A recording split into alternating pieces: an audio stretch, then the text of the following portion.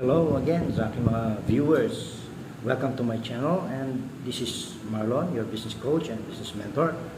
Okay, I want to share an experience to you. I had this experience last May 16, 2025. Kinuha po akong resource speaker ng Department of Trade and Industry, CARP, and DAR, or the Department of Agrarian Reform. Now, kinuha po nila ako resource speaker at ang aming topic ay all about digitalization or the digital edge. These are the marketing tools that can be used or can boost their sales. Okay? And mga audiences po namin doon ay galing sa mga kooperatiba.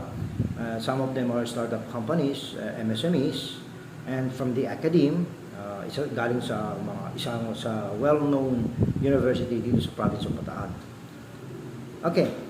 Now, natutuwa ako dahil unang-una, yun nga, opportunity at tiwala na binigay sa akin ng DTI CARP at ng DAR na makapag-share ng aking insights and knowledge sa mga tao. At ang mga tao tinutukoy ko, ito yung mga medyo, alam nyo na, katulad ng edad ko, not so young. So, yung iba nasa 40s, 50s, and 60s, mga ganyan.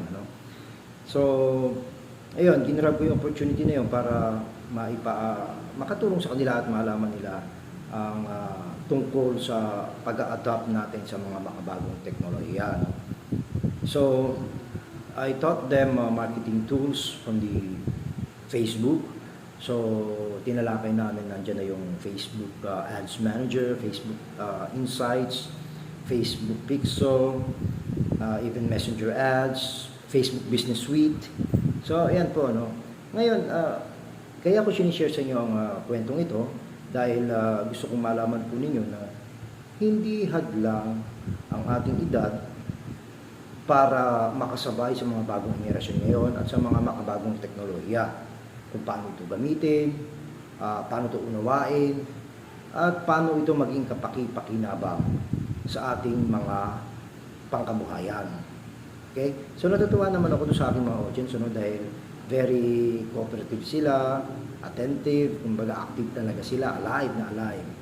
So noon doon ako sa harapan nila habang nagsasalita, sabi ko, teka, kailangan ko yata mag-adjust dahil ang audience ko. Alam mo na, ayokong mahirapan na unawain ang aking ituturo kasi parang nasa ganun, may matutunan sila. So yun nag-adjust ako. Inilagay ko yung sarili ko sa pwesto nila, sa kalagayan nila, at sabi ko, itong mga terminologies ang gagamitin ko. So yun, nagsalita ako ng English, nagsalita ako ng Tagalog, and I even use jokes, diba? Para sa gano'n, mas lalo silang maging interested. Ngayon, nung tinatalakay nga namin yun, as I was saying, so lahat sila nakita ko, talagang yung cellphone nila, tingnan nila, yung mga laptops nila, andun sila. So, sumusunod sila sa mga instructions ko. Kasi, ang mga bagong henerasyon natin ngayon, I'm sure and I know, and we all know na talaga sila techie, sila alam nila kung paano makabenta online, yung mga ganyan.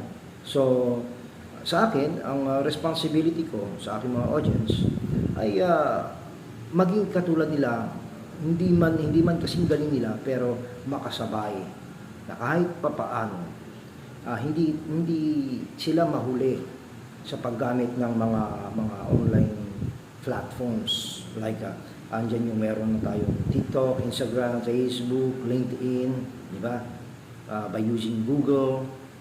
So yun, and I even also teach them how to hack a little lang naman yung kanilang mga phones magamit nila. Halimbawa, let's say nawala ang kanilang cellphone, paano nila i-trace ito, punta lang sila sa Google, yung mga ganong bagay. And then how to boost their marketing strategies, diba? How to sell online. So yun po napansin ko naman sa mga audience ko, talagang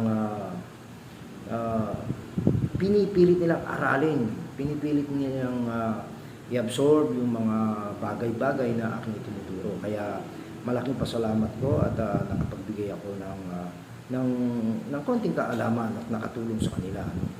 That's why it's a big opportunity na ibinigay sa akin ng DTI Carp and DAR na yung insights ko maipakalat natin.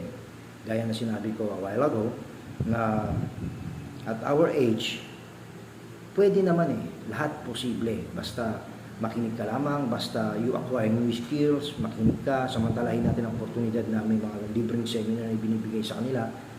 And by doing that, alam ko na magagamit mo ito, magagamit nila ito, at malaking impact at tulong na magagawa sa kanilang mga kanilang negosyo o sa kanilang kooperatiba. So, with that being said, iwanan ko kayo ng mensahe na huwag po tayong titigil sa pag-aaral, sa pagdiskubre ng mga makabagong kaalaman. Parang sa ganun, hindi lang basta makapag-adjust, hindi lang basta makasabay. Ito ay para na rin malaking bagay or aspeto, factor na makatutulong sa inyong mga negosyo. So, yun lamang po. Please do like, share, and follow, and also comment na rin sa aking video. No? And I hope nagustuhan po ninyo ang aking na-share ngayon sa inyong experience. At ina-expect ko po, inaasahan ko na takiligin po natin ang iba pang mga videos ko upang sa ganun, kahit papaano lang po ay may matutunan tayo. So yun lamang po. Again, this is Marlon, your business mentor and business coach. Hanggang sa muli, kita-kita po ulit tayo. Salamat.